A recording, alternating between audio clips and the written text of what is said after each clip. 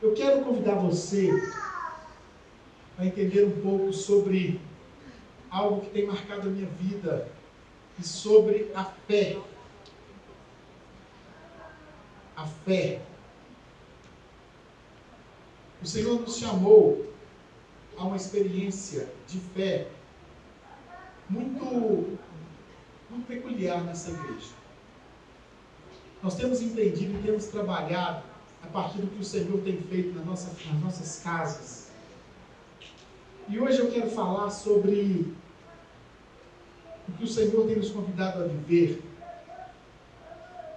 sobre a fé que começa na nossa casa.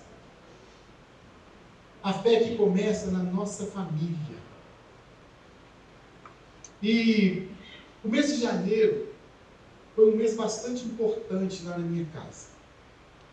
Nós tivemos a oportunidade de fazer 31 dias de devocional em família. Alguém aqui mais, certamente outras pessoas também tiveram essa oportunidade de fazer devocional em família na sua casa. Você pode levantar sua mão se você conseguiu fazer alguns dias ou todos os dias dessa devocional dos 31 dias que nós tivemos juntos? Eu não posso medir a experiência que você teve, mas eu sei que na minha casa foi assim muito profundo, porque a gente pôde sonhar junto, orar junto, clamar ao Senhor.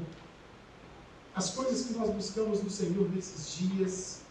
E sabe, meus irmãos,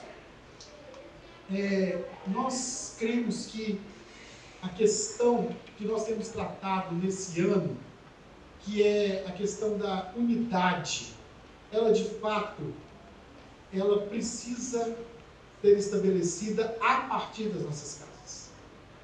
Ela precisa começar a partir das nossas famílias. Nós, na última virada de ano, nós entregamos para as famílias da nossa igreja um vidrinho com uma vela aqui dentro. E aqui está escrito o nosso tema que nós estamos trabalhando esse ano. Qual é esse tema? Juntos brilhamos mais. É um tema sobre a unidade. Estamos trabalhando o aspecto da unidade nas nossas vidas. Por que isso? Porque a Bíblia diz que nós somos a luz do mundo. Quem é a luz do mundo, meus irmãos? A igreja é a luz do mundo. Mas luz, com mais luz, com mais luz, com mais luz, juntos brilhamos mais. E nós, ao entregarmos essa vela, logicamente ela tem um aspecto puramente simbólico. Mas ela também tem um propósito. E lá em casa tem um piano na sala, em cima do piano tem uma bandejinha, e nessa bandejinha está lá a nossa vela que nós recebemos no dia 31 de dezembro, para nos lembrar que nós temos um alvo, nós temos um propósito, e esse propósito passa pela unidade da igreja. Mas como nós vimos nesses 31 dias do mês de janeiro, essa unidade, esse memorial da unidade, ele passa pela nossa família. E se você fez esse devocional, você viu que na última semana nós trabalhamos esse aspecto que nós temos uma só fé, como família, nós temos um só batismo, um só Senhor, nós estamos buscando essa unidade do Senhor, para que nós tenhamos um coração alinhado, para que nós tenhamos um propósito. Mas sabe, meus irmãos, para que um tema? Para que um memorial? Isso não faz nenhum sentido. Essa vela não protege a sua casa, meu irmão. Senhor, tem misericórdia. Nós não temos essa intenção. Uma Bíblia aberta no Salmo não protege a sua casa. Sabe o que protege a sua casa, meu irmão? Protege a sua casa é quando você alinha o seu coração no coração do Senhor. É a prática. É você entender que unidade não é um mantra. Juntos brilhamos mais. Agora estamos... Não, isso não tem que ficar junto, não, meu irmão. Repetições vãs não mudam a nossa vida. O que muda a nossa vida é a prática daquilo que nós declaramos. A declaração de fé é importante? Claro que é. Mas praticar aquilo que nós declaramos é básico, é pilar, é fundamento para que aquilo faça diferença na minha e na sua vida. Nós não podemos deixar essa unidade se torna um discurso, porque é uma grande obra a ser realizada. Mas sabe, meus irmãos, nós estamos vivendo esse tempo de pandemia, nós estamos vivendo esse tempo tão estranho, esse tempo de tantas dificuldades, de tanta dor. E se tem algo que essa pandemia afetou de maneira muito profunda, foi a nossa percepção de unidade. Nós estamos emocionalmente muito afetados. Nós estamos sentindo falta de algo que a gente às vezes não sabe nem explicar. Eu queria dizer para os irmãos que eu estou muito entristecido com algumas coisas que estão acontecendo nos últimos 40 dias. Nós perdemos o senhor Juscelino, pai da Dani e do Germano. Não é membro da nossa igreja, mas é pai e membro da nossa igreja. A dona Geralda, a avó da Bárbara Canuto, não é membro da nossa igreja, mas é avó de uma pessoa querida da nossa igreja. Nós perdemos a dona Margarida, mãe da Jane, mãe do Jorge. Não é membro da igreja, mas pai de membro da igreja. Nós perdemos o senhor Hermes, pai do Hudson. Da mesma maneira, não é membro da nossa igreja, mas pai de um membro. O senhor Sebastião, pai do Arnaldo. A dona Terezinha, mãe do Nilson. Nós perdemos o seu Antônio, pai da Suela e do Alain. Nós perdemos a irmã Maria José hoje, a avó do Elvis. Ontem a Karina perdeu o irmão dela. Nós perdemos... Gente, o ano nem começou.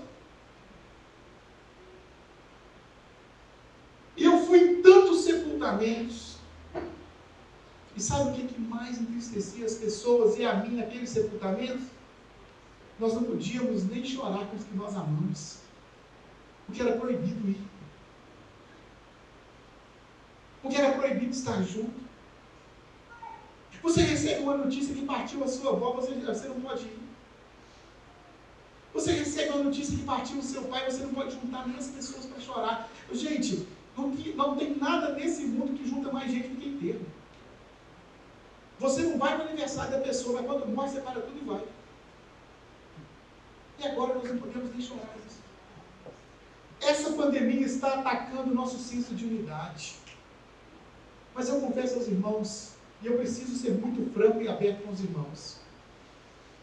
E esses dias eu estive conversando com um pastor amigo meu aqui de Belo Horizonte, e ele me contou algo. E acho que vai marcar o meu coração por muito tempo. Ele é pastor de uma igreja média, pequena para média. E ele tem um irmão lá que é o braço direito dele da igreja, é o vice-presidente da igreja. Quando ele não está, esse irmão está junto. É o irmão que assina os documentos junto com ele. E a esposa desse irmão é a líder do ministério infantil da igreja.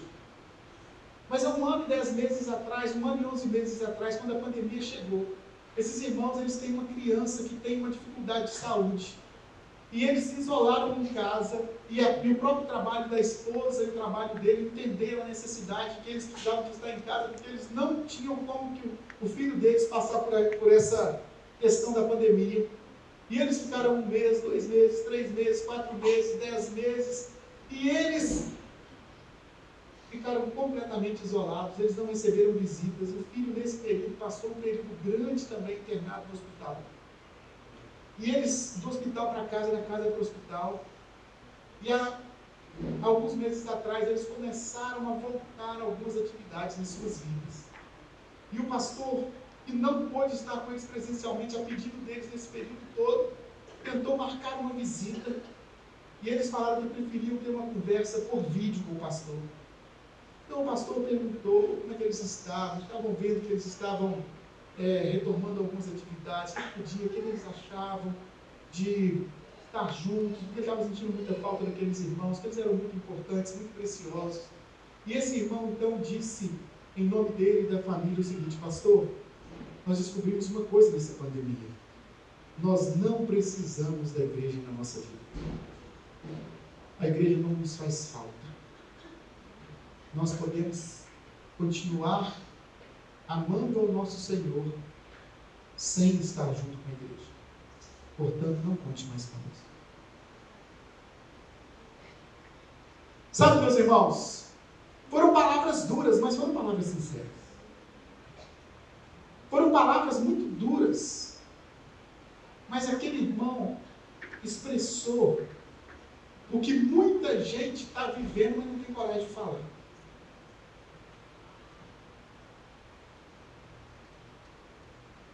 E eu lamento que essa palavra não esteja sendo transmitida, porque eu estou falando talvez para quem não pensa assim.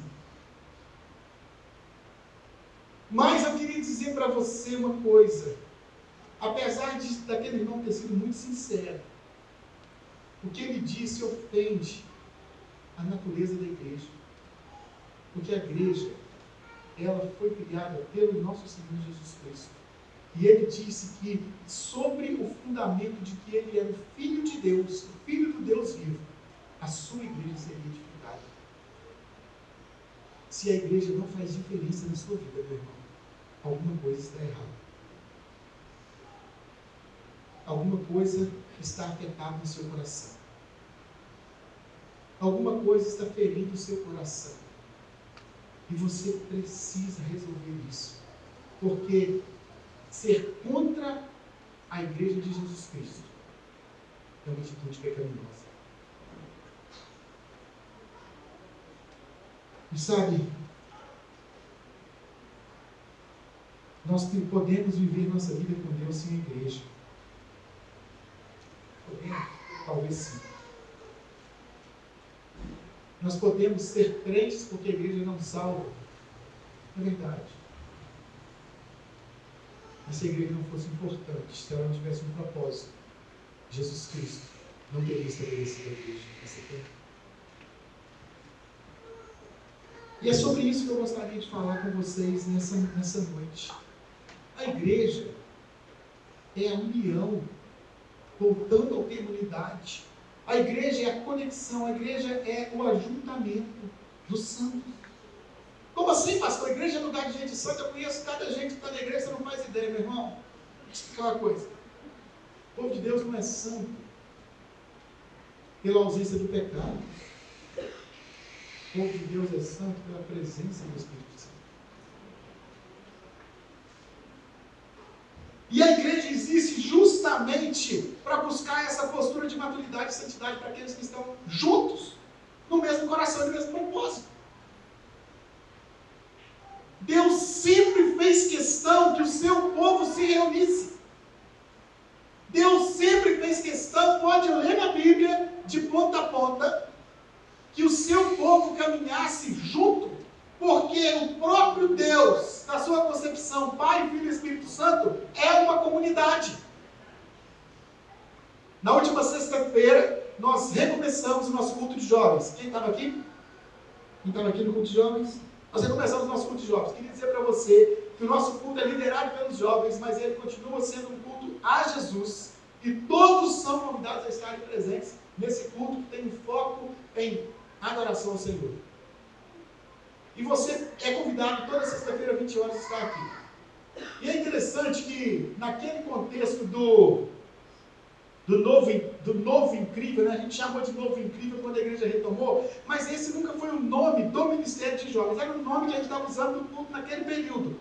E os líderes dos jovens estavam procurando um nome, e eles lançaram nessa sexta-feira o nome que eles vão trabalhar para esse culto, para esse ajuntamento. E o nome é Comunidade, baseado em um só corpo, um só Espírito, uma só esperança, um Senhor, uma fé, um batismo em Deus. Esse Deus é Pai de todos, sobre todos, e age por meio de todos, e está em todos. Amém? Amém? Ele se revela através da unidade. E aí, eu estava olhando esse nome, estava pensando nos nomes de alguns ministérios da nossa igreja. O que significa conexão? Hein? O que significa tribo?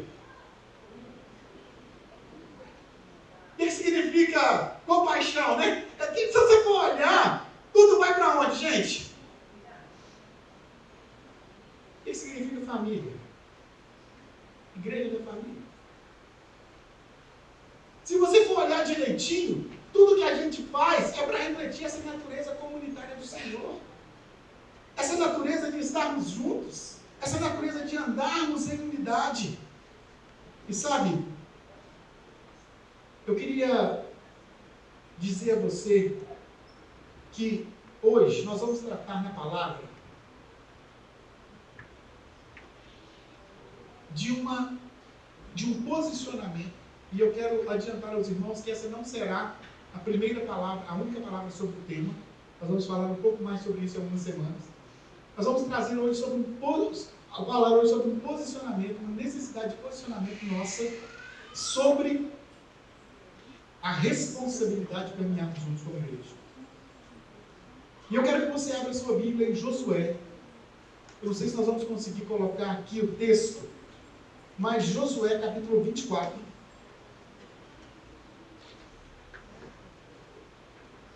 Josué capítulo 24. A partir do primeiro versículo, nós vamos ler um pouco hoje. Talvez você vai ficar com a sua Bíblia aí um pouco mais tempo aí na sua Bíblia, mas vamos lá. Se você der uma voltadinha no capítulo 23, no versículo 1, você vai encontrar uma citação que Josué já era um homem bem velho. Ele já estava assim, com todo respeito a Josué, com o pé na cova. Ele já estava assim no suspiro final da vida dele, quando ele dá essas palavras no capítulo 24. Então ele já era um ancião, esperando que os últimos dias da vida dele chegassem, que os últimos suspiros da vida dele chegassem. Hoje faleceu a avó do Elvis. Eu liguei para o Elvis, eu estava viajando, falou assim: pastor, não tem tempo de eu chegar. Minhas férias acabam amanhã e não vai dar tempo de eu chegar para o sepultamento da minha avó. Hoje de manhã eu acordei e falei assim: vai dar tempo de eu voltar, que a minha avó ainda está viva. Mas agora de tarde ela partiu. Eu falei: como que você está? Eu falei assim: estou feliz porque ela está feliz. Ela me disse: eu quero encontrar com o meu Jesus. Outro dia eu marquei uma gravação aqui na igreja e o Elvis falou assim: pastor, eu não posso ir porque a minha avó pediu para eu reunir todos os netos para que nós pudéssemos cantar juntos, porque ela quer fazer um culto antes de partir. Por exemplo, os netos deram para ela nos últimos dias, não, ela mesmo que deu. Ela mesma falou que ela já não quer mais ficar aqui nesse mundo, porque ela já viveu o que ela tinha que viver. Isso foi agora, no dia que nós gravamos a música Lareia, da virada do ano, no finalzinho agora do ano. E hoje ela partiu feliz. Josué já sabia que ele estava nos seus últimos momentos. E ele então chama o povo aqui. Vejam no capítulo 24 agora, né? Eu só citei o 23 para dar essa referência lá, mas no capítulo 24 fala assim: depois Josué reuniu em Siquém todas as tribos de Israel. Chamou os conselheiros, os líderes, os juízes e os oficiais de Israel, e eles se apresentaram diante de Deus. Então Josué disse a todo o povo. Então perceba, ele juntou todos. Quem que ele juntou? Quem que ele juntou? Versículo 1. Reuniu em Siquém todas as tribos. Quem que ele juntou? Quantas pessoas mais ou menos era, hein? Gente, isso aqui era uma metrópole. Milhões de pessoas. E também os líderes, os conselheiros, os líderes, os juízes, os oficiais, quer dizer, juntou o povo e juntou a liderança. Tanto o poder executivo, quanto o poder legislativo, quanto o poder judiciário, juntou todo mundo. Pôs todo mundo lá. E então no versículo 2 ele diz assim: então Josué disse ao povo: o Senhor, o Deus de Israel, diz isso.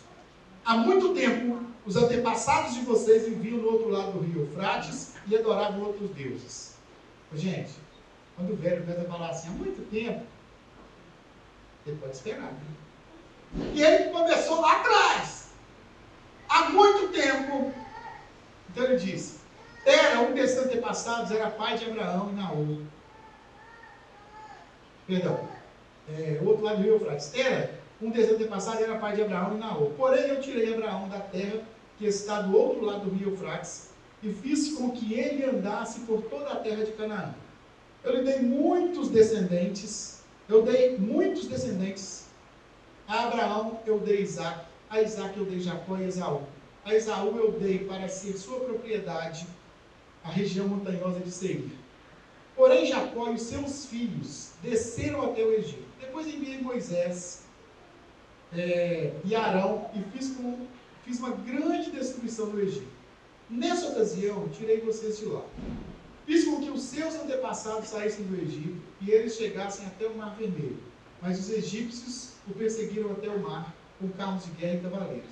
Então os israelitas me pediram socorro e eu fiz com que uma escuridão os escondesse dos egípcios. E mandei que o mar caísse em cima dos egípcios e cobrisse. Vocês viram o que eu fiz com o Egito. Depois, vocês viveram no deserto por muito tempo. Versículo 8. Então eu os levei para a terra dos amorreus, que moravam no leste do rio Jordão. Os amorreus os atacaram. Mas eu dei vitória a vocês. Vocês tomaram posse da terra deles e eu os destruí diante de vocês. Aí o rei de Moabe, Balaque, filho de Zippor, fez guerra contra Israel. Balaque mandou buscar Balaão, filho de Beor, e pediu que ele abençoasse vocês. Mas eu não quis ouvir Balaão, e assim ele os abençoou, e eu os salvei das mãos de Balaque. Vocês atravessaram o rio Jordão e chegaram até a cidade de Jericó.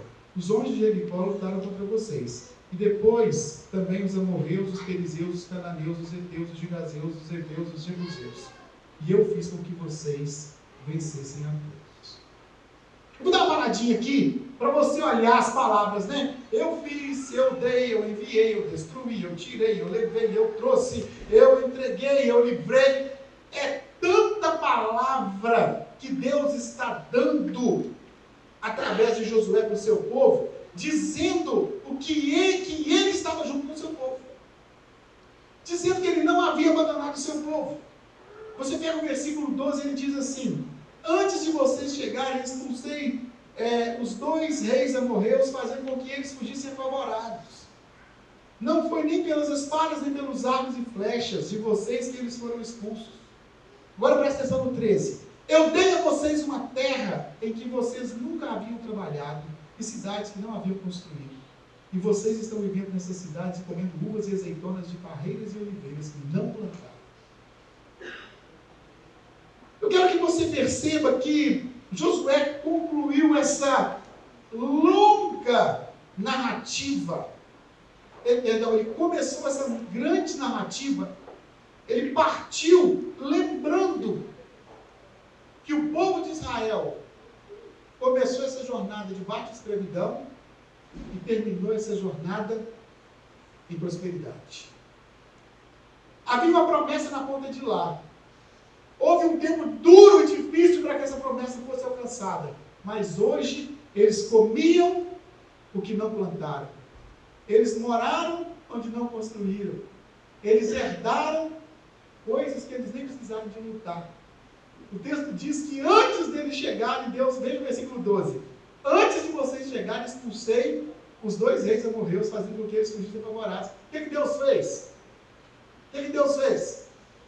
Lutou a batalha por eles. Gente, eu fico pensando que às vezes Deus faz umas coisas pela gente que a gente nem sabe que Ele fez. Antes de você chegar, Ele já fez. Antes de você chegar, Ele já resolveu. Eu estava ouvindo uma história que o Gilson me contou essa semana de um apelo que ele passou para vir embora dos Estados Unidos. Ele não sabia o final da história, que ia dar certo, mas Deus já sabia, Gilson.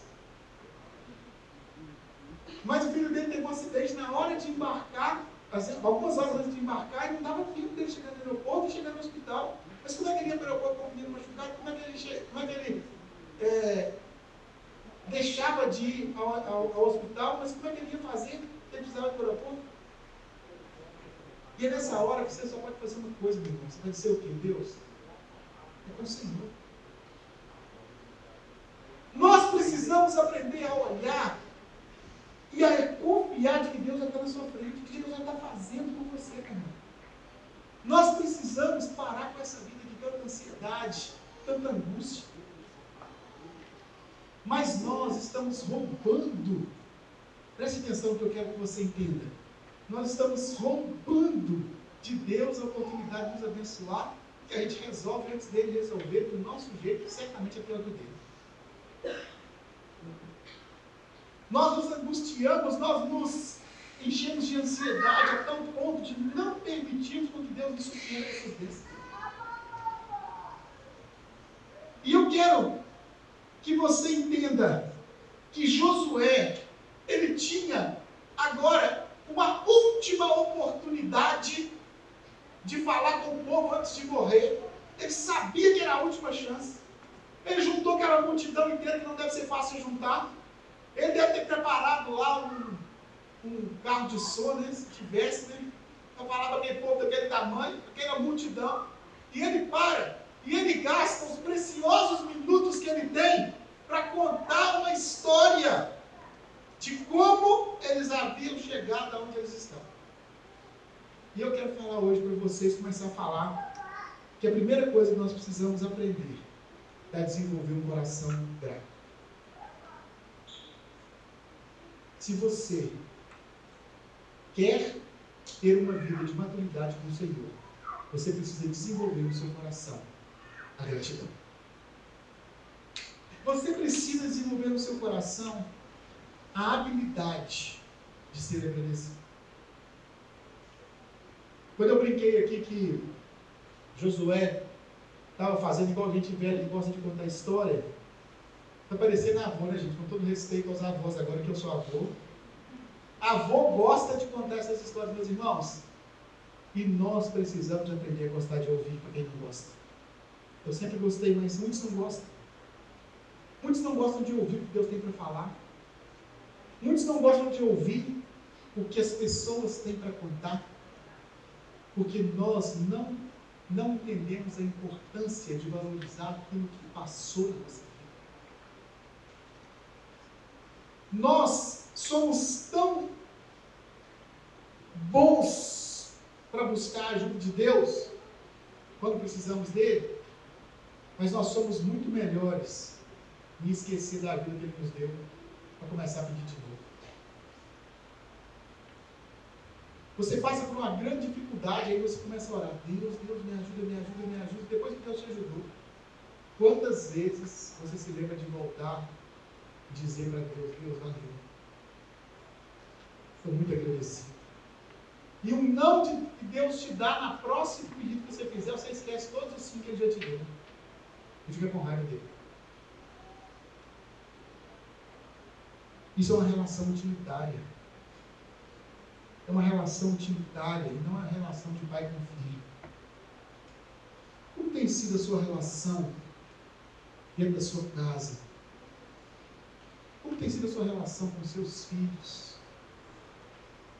Sabe, pais, nós estamos criando os nossos filhos baseados numa relação de utilidade, de uma relação utilitária. O que é uma relação utilitária? É quando você cria uma relação a partir do que você tem, daquilo que você controla. E a pessoa só serve para você enquanto ela é útil para você. Veja o que muitos pais dizem. Meu filho, enquanto você comer da minha comida, enquanto você estiver debaixo do meu teto, você tem que me respeitar. Alguém aqui já ouviu essa frase em algum lugar? Já? Enquanto você estiver debaixo do meu teto, você tem que me respeitar. Enquanto você comer da minha comida, enquanto eu pagar as suas contas, tem que me respeitar. Isso quer dizer o quê? Que o dia que você não pagar mais seu pai não pagar mais as suas contas, você não comer a comida que ele paga, você não vestir a roupa, não morar mais na casa dele, você não precisa respeitar ele mais. É ou não é? Quer dizer, o pai está ensinando para o filho que ele só precisa ser respeitado enquanto ele for útil para o filho. Estão entendendo, meus irmãos? Eu tenho 50 anos de idade. Meu pai, agora no último dia 25, fez 73 anos de idade. E eu respeito meu pai profundamente. não sei há quantos anos, e só de casado eu faço 30 anos esse ano. Só de casado, há quantos anos eu não dependo do meu pai e da mãe? E, no entanto, isso não muda, numa vírgula, o fato de eu ter respeitado o meu pai.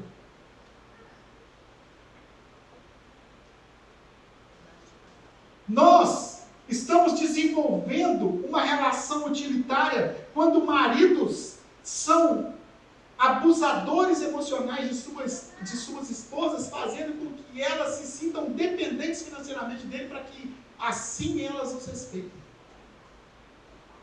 Que tipo de relação é essa? Uma relação baseada no medo? Uma relação baseada no fato de que a mulher precisa financeiramente do sustento do marido, por isso ela o respeita? Por que eu estou falando desse tipo de relação entre marido e mulher, entre pai e filho? Porque esse tipo de relação que está sendo desenvolvido doentio na nossa vida tem se transferido para o tipo de relação que nós temos com o Senhor. Ou seja, o Senhor só serve para nós enquanto Ele for o nosso caixa para nós sacarmos as nossas bênçãos diárias. Mas no dia que o saldo é negativo, lá, meu irmão, o Senhor não presta mais para você. Porque você é mimado, não aceita não.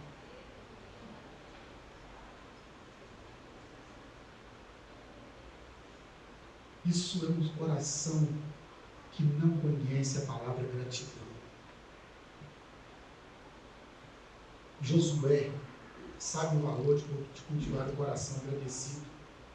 E ele começa a dizer: você está aqui hoje porque Abraão, porque Isaac, porque Jacó, porque José do Egito, porque Israel, porque as tribos, por causa disso, por causa disso, por causa disso, por causa disso, e por isso você tem que ser agradecido. Pais, seus filhos conhecem a sua história? Conhecem a história da sua casa? Conhecem a história das suas dores? Conhecem a história dos seus relacionamentos com Deus? Das coisas que você já lutou com o Senhor? Seus filhos conhecem a história. Você senta com seus filhos para dizer para eles de onde você veio e aonde o Senhor te colocou. Os seus filhos desenvolvem um relacionamento de gratidão com Deus, porque você ensina para eles o quanto a sua família é grata por quem Deus é na sua casa.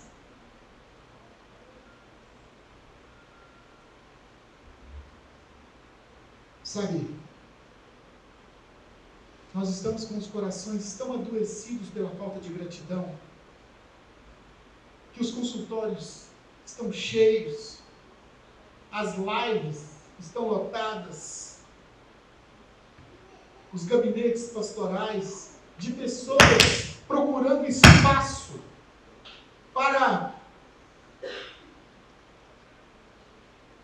desaguar suas frustrações de me dá, e eu nunca tenho tudo o que eu quero.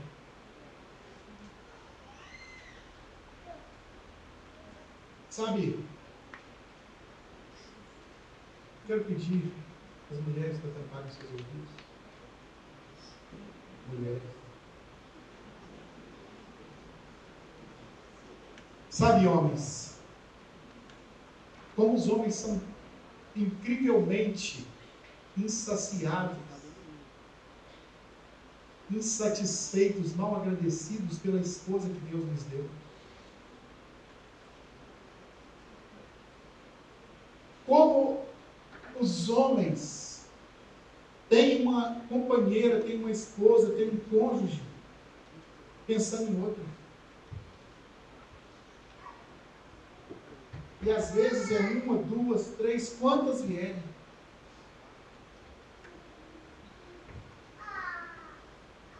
Sabe, um dia, Adão, presta atenção, por favor.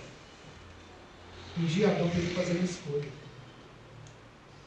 E ele tinha nas mãos de Eva a mulher que Deus deu a ele, o amor da sua vida, a mulher com que ele se declarava apaixonado, segundo o que Deus da palavra, agora sim.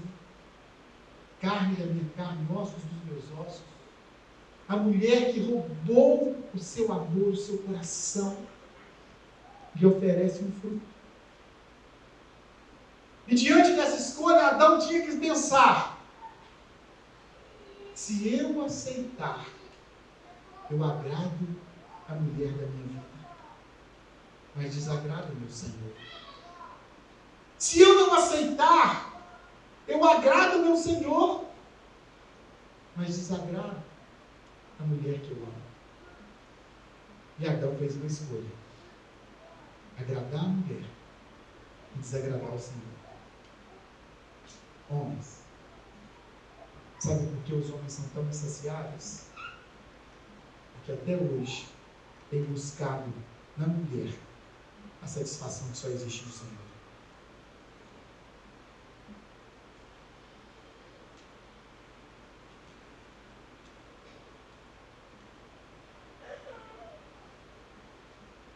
E Josué faz aquela declaração tão conhecida a partir da história que ele conta. E no versículo 14 ele diz assim: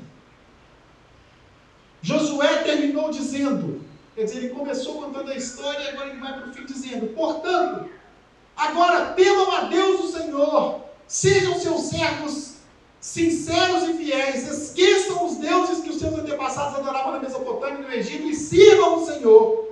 Versículo 15: mas se vocês não querem ser servos do Senhor, decidam hoje a quem vão servir. Resolvam se vão servir os deuses que os seus antepassados adoravam na terra da Mesopotâmia, ou os deuses dos amorreus na terra que vocês estão morando agora. Porém, leia comigo, porém, eu e a minha família serviremos a Deus do Senhor. E o povo respondeu: nunca poderíamos pensar em abandonar o Senhor para servir outros deuses. Foi o Senhor nosso Deus que tirou a nós e os nossos pais da escravidão na terra do Egito. E vimos as grandes coisas que Ele fez. Ele nos guardou pelos caminhos por onde andamos e no meio dos países por onde passamos. Conforme íamos avançando, o Senhor ia expulsando todos aqueles povos e até os amorreus que moravam nessa terra. Portanto, nós também serviremos o Senhor, pois Ele é o nosso Deus. Meus irmãos, depois que Josué desenvolve aquele coração agradecido, ele resolve tomar uma decisão. Ele entende que ele precisava chamar o povo a uma decisão. E ele diz: olha, ou vocês escolhem servir a Deus, ou vocês escolhem a idolatria. Ou vocês andam com Deus e abandonam esses ídolos, ou vocês ficam com esses ídolos e abandonam a Deus. Meus irmãos, eu fico imaginando a mistureira que estava naquela vida, naquele povo. E eu quero dizer algo para você aqui. Se Deus olhar para você do céu hoje, chamar você para uma conversa, e disser para você assim: meu querido, seu coração é só meu, qual a resposta que você tem para ele?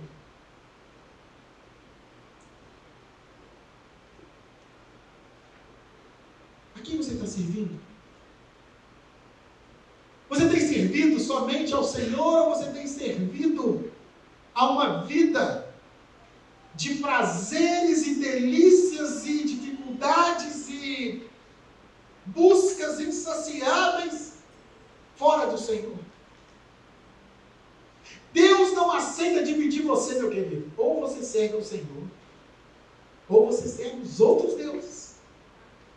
E aí Josué diz assim: porém, eu e a minha casa, repita comigo, porém, eu e a minha casa serviremos ao Senhor. Meu irmão, quantas vezes eu vejo pessoas dando testemunho assim: olha, estou aqui batizando agora minha última filha, e Deus está cumprindo a promessa dele, que eu e a minha casa serviremos ao Senhor. Meu irmão, isso não é uma promessa de Deus.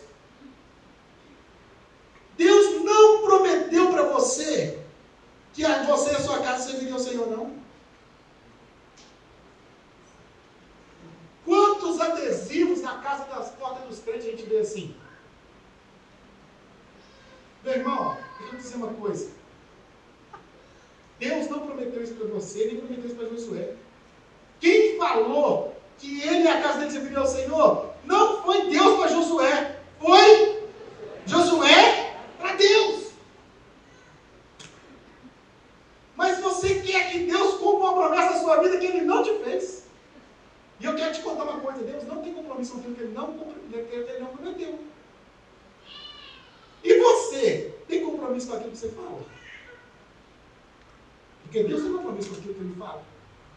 E Josué então se levanta e diz: eu e a minha casa serviremos ao Senhor. E esse texto, essa declaração é uma decisão. E Josué diz que o povo precisa também tomar essa decisão. E ele diz no 15: mas se vocês não querem ser servos do Senhor, decidam hoje a quem vão servir. Resolvam se vão servir os outros deuses dos seus antepassados, se vão servir o Deus dessa terra que está aqui, mas vocês têm que decidir. Josué chama para essa decisão. E eu quero perguntar a você: você e a sua família têm dividido o coração de vocês?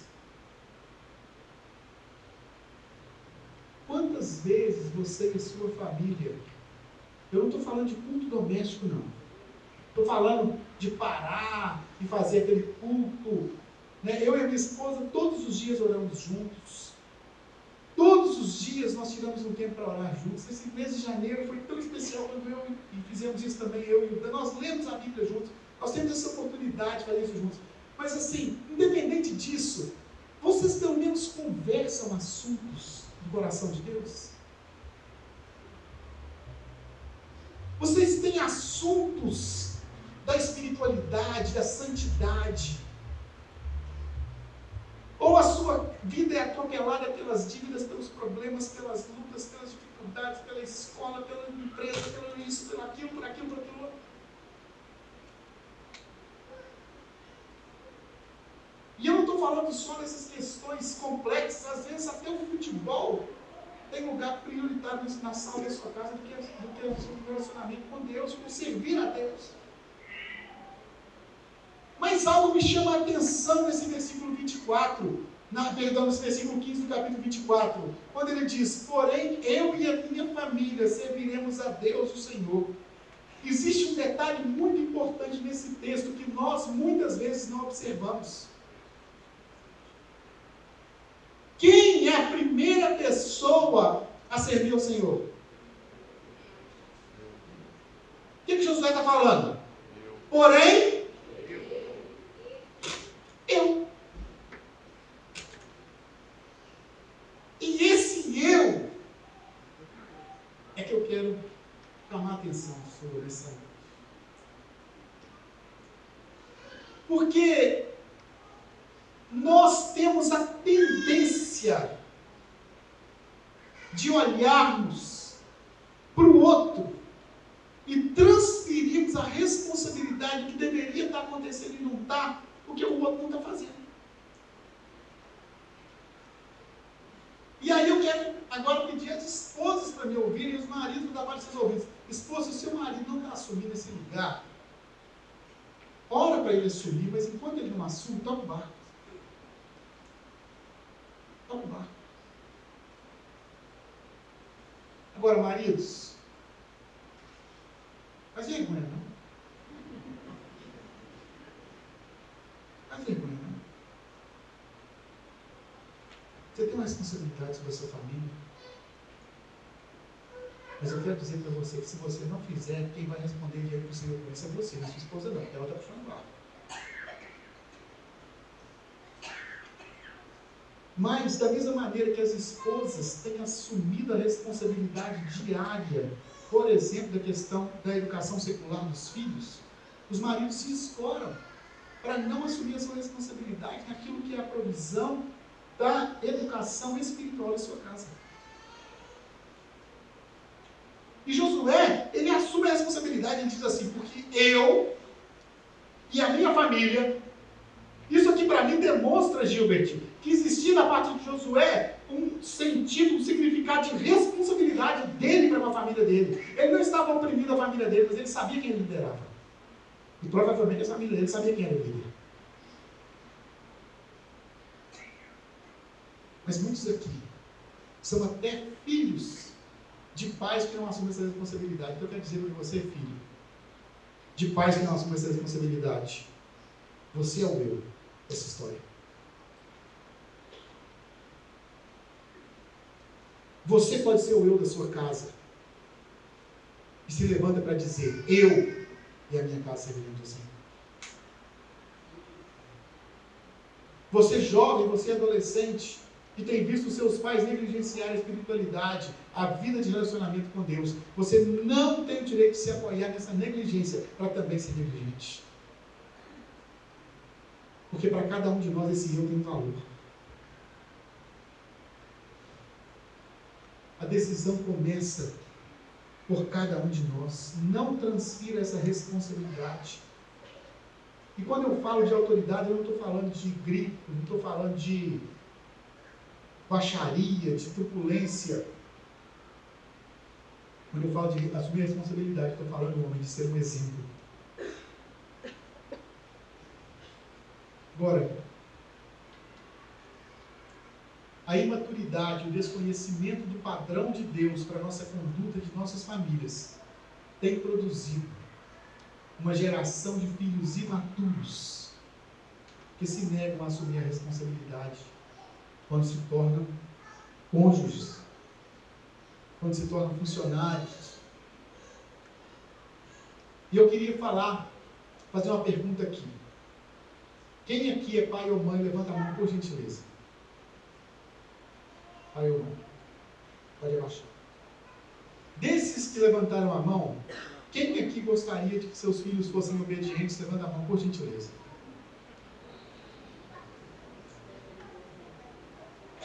Não, pastor, mas eles já são obedientes. Você pode levantar a mão, não tem problema não. Amém? Vou contar uma coisa para vocês. A palavra de Deus nos ensina que nós precisamos criar filhos mais que obedientes. Obedientes para nós não serve. Nós precisamos de criar filhos responsáveis. Qual é a diferença de um filho obediente para um filho responsável? Um filho obediente é aquele que faz o que você manda. E um filho responsável é aquele que sabe o que tem que fazer, mesmo quando não é mandado.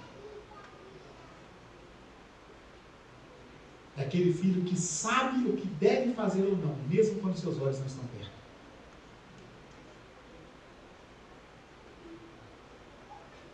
Pastor, mas como que eu faço para ter um menino desse jeito? Estou querendo toda hora.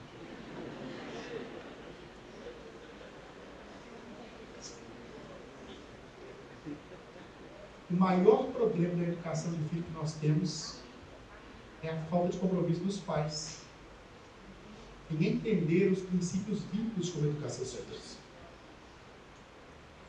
A palavra de Deus nos ensina os padrões de educação de filhos. A palavra de Deus nos ensina os padrões de como andar, de como perceber e de como instruir os caminhos do Senhor para a vida dos nossos filhos. Mas nós temos repetido aquilo que aprendemos com os nossos pais, ou temos feito o contrário do que fizemos que os nossos pais fizeram conosco, porque nós detestamos. E nenhum nem outro é necessariamente certo ou errado. Nós precisamos entender o que a Bíblia nos ensina em relação à educação de filhos. No próximo domingo, às 9 horas da manhã, nós teremos aqui, por cerca de 2 horas, uma palestra para inaugurar os nossos cursos de paternidade bíblica. E a Verônica deu um aviso semana passada, e eu preciso ajustar esse aviso. São convidados todos os pais, e apenas pais e mães, para estarem aqui no próximo domingo às 9 horas da manhã.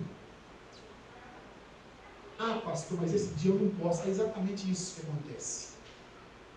Nós falamos que os nossos filhos são a nossa prioridade. mas eles têm tido menos de nós do que as nossas verdadeiras prioridades. Nós temos quantos cursos de paternidade bíblica começando essa semana que vem? 4 turmas de paternidade bíblica, o que dá mais ou menos 20 casais.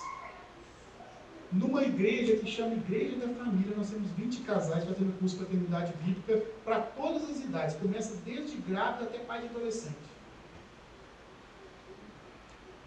Depois que pau quebrou, que está escabelando, corre e fala assim: eu preciso de ajuda com meu filho, eu não sei o que fazer.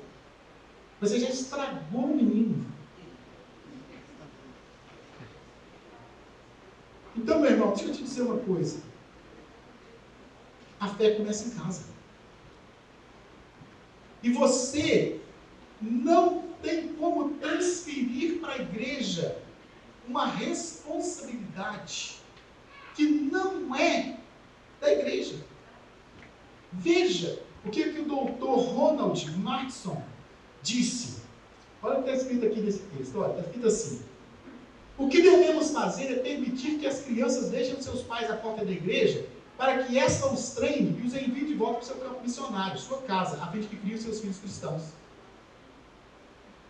Nós estamos precisando que os meninos deixem os pais aqui, para os pais aprenderem como é que educa eles lá.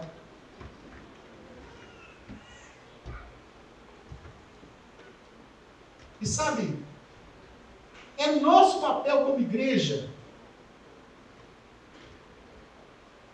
ajudar você, pai, a educar seus filhos. Mas não é nosso papel ser os pais de seus filhos. É nosso papel instruir você.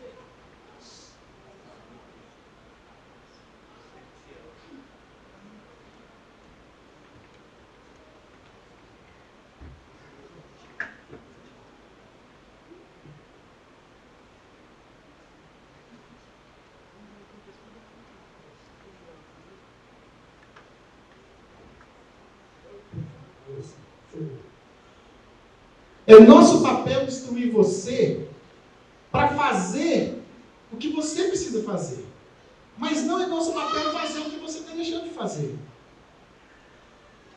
E eu quero trazer a você a reflexão de que essa igreja tem essas ferramentas para ajudar você, pai, mãe, a andar no padrão da palavra de Deus. Mas sabe o que tem sido o maior desafio? Pais, eu estou terminando essa palavra, eu sei que ela está um pouco longa, mas eu tentei encurtar, eu confesso, mas eu não consegui. O maior desafio para nós inculcarmos na cabeça dos pais a responsabilidade que eles têm, é que muitas vezes, Marli, a colheita ela é lá na frente. O que você está plantando hoje no coração do seu filhinho pequeno, talvez aquela colheita você não vai ver ela com um ano. Tem algumas coisas a gente vê rapidamente, mas a grande maioria delas você vai colher lá na adolescência, lá na juventude, ou quando eles se tornaram um pai, uma mãe, é que aquela colheita vai aparecer. Mas nós somos um povo de fast food, um povo de rapidinho, de iFood, que entrega rápido, que tem que chegar na hora, porque eu quero ter tudo muito depressa. Eu quero ter tudo muito rápido. Eu quero ver o resultado acontecendo muito depressa. E esse negócio de educar filhos da maneira de Deus demora muito.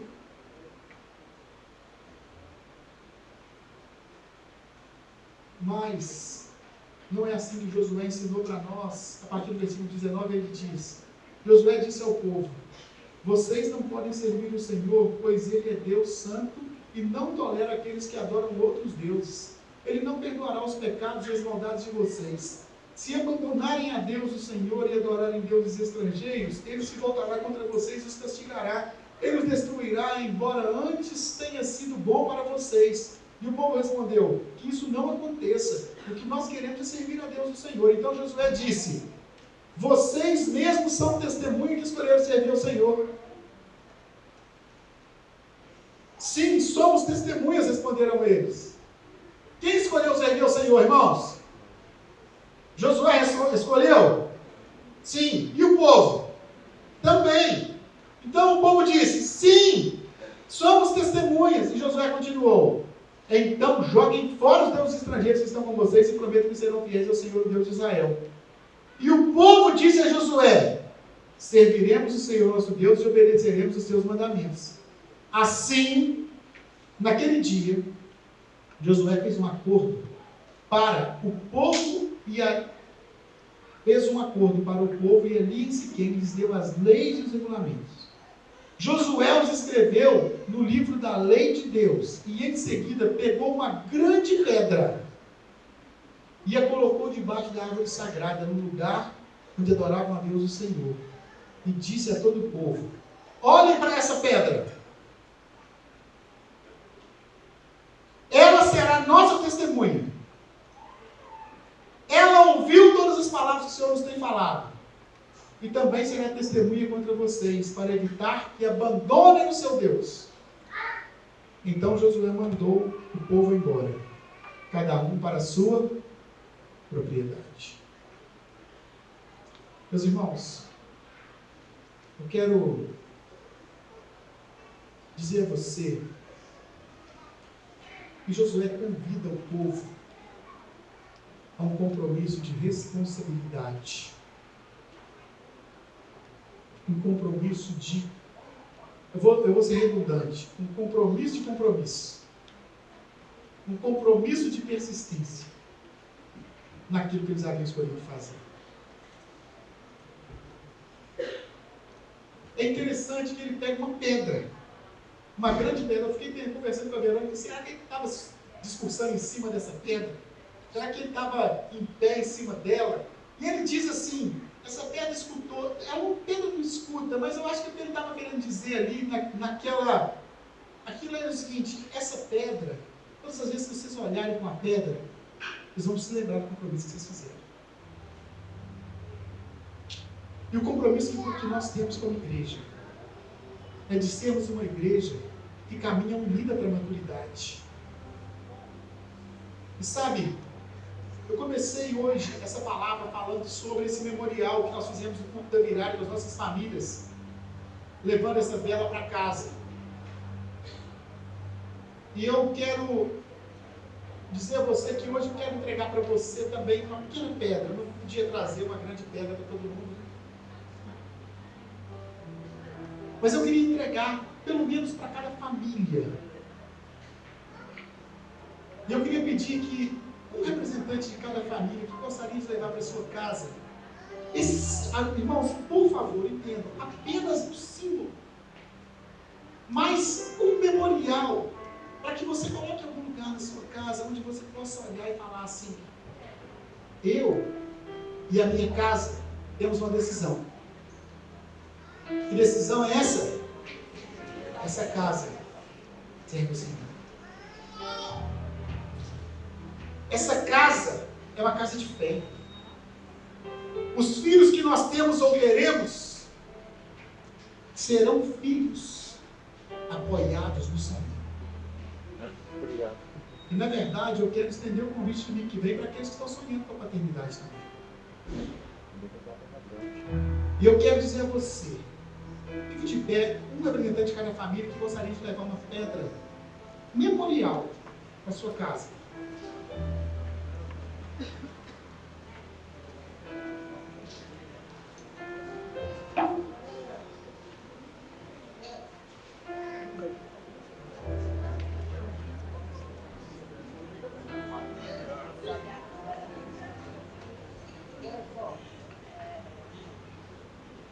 E eu fiquei pensando, sabe, naquele tempo de Josué, a igreja não existia ainda.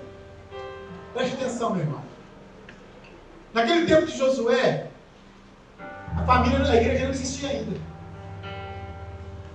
Alguns olham para Israel como um apontamento da igreja, mas de fato não era a igreja de Jesus ainda.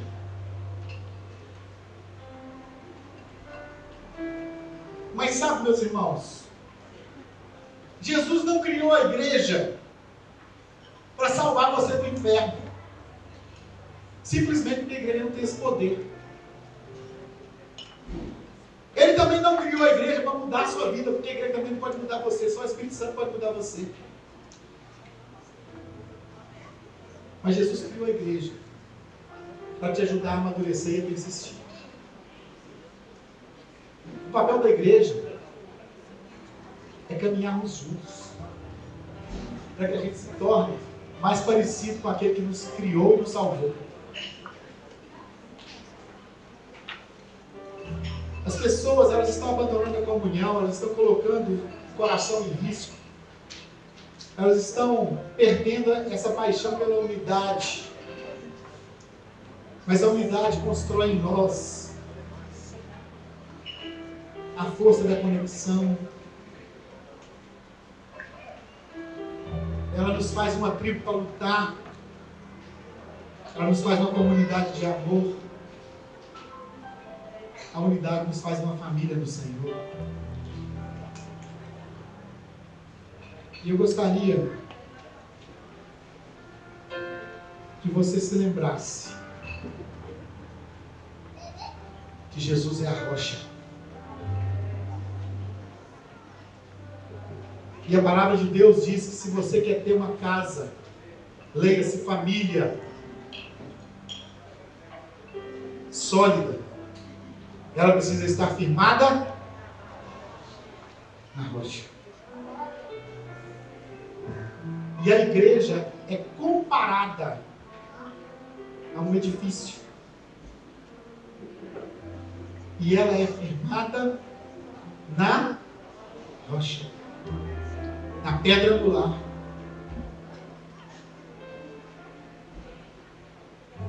E se você quer ter uma vida e uma família firmada na rocha,